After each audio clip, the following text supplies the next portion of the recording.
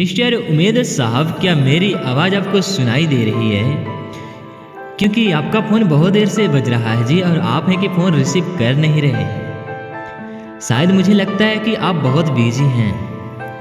कोई आपको urgent call किया है जी, कृपया फ़ोन उठा लीजिए ना, 1 मिनट समय निकाल कर। Hello mister Umed ji, I request you ji please pick up the call.